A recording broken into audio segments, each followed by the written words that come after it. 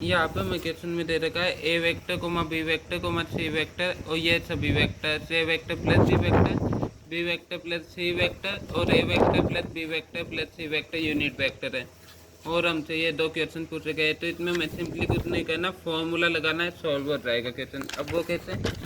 सबसे पहले ए वेक्टर और बी वेक्टर के बीच का एंगल, तो इसके लिए हम ये यूनिट वेक्टर है इससे यूज करेंगे इस स्टेटमेंट को। वो कैसे? किन्हीं भी दो वेक्टर के सम वेक्टर का मैग्नीट्यूड क्या होता है, यानी कि ए वेक्टर प्लस बी वेक्टर का magnitude is equal to under root A vector के मैग्नीट्यूड का स्क्वायर प्लस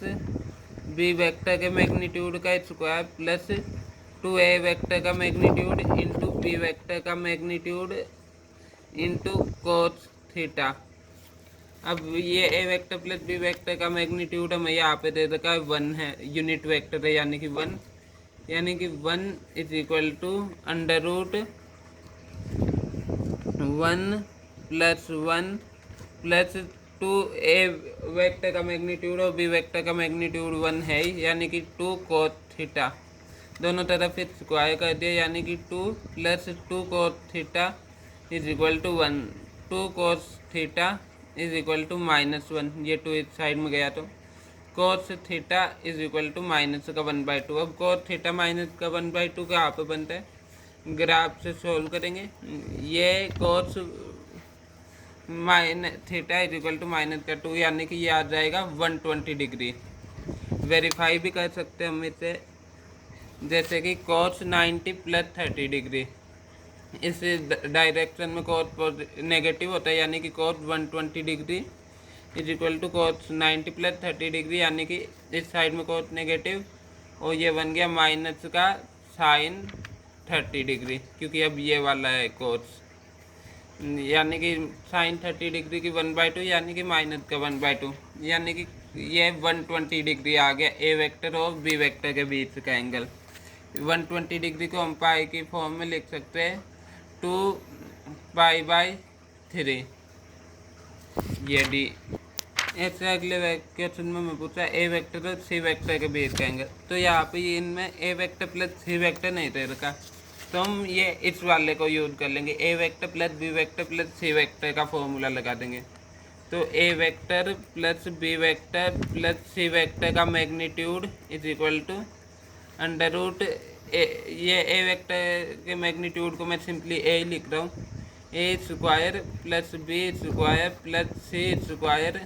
ये यहाँ पे वेक्टर का मैग्नीट्यूड है, हम यहाँ पे है ना टाइम सेव करने के लिए सिंपली ये ए ही लिख रहे हैं, ए वेक्टर का मैग्नीट्यूड की जगह 2 into A vector dot B vector plus B vector dot C vector plus A vector dot C vector, यानी कि ये बन जाएगा 1 is equal to under root ये 1 + 1 + 1 3 plus 2 A vector plus A vector dot B vector. तो यहाँ से हमें पता चल गया ए और बी के बीच का एंगल कितना है, ये ए और बी के बीच का एंगल है 120 डिग्री, यानी कि ए वेक्टर डॉट बी वेक्टर हो जाएगा a b cos theta.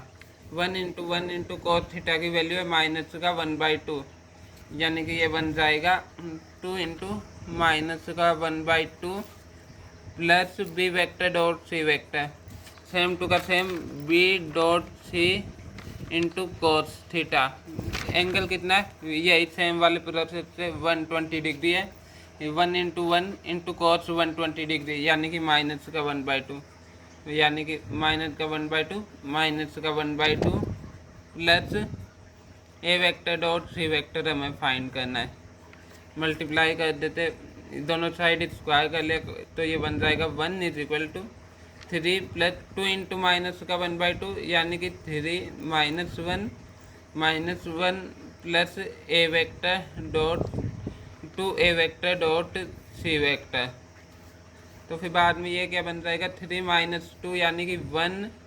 Is equal to 1 plus 2a vector dot C vector. इस वन को इस साइड में ले जाएंगे तो बन गया 2a vector dot C vector is equal to 0, यानी कि a vector dot C vector is equal to 0। तो इससे किन्हीं भी दो वेक्टर्स का डॉट प्रोडक्ट 0 है, यानी कि उनके बीच में 90 डिग्री एंगल बन रहा है, यानी कि a dot c cos theta is equal to 0।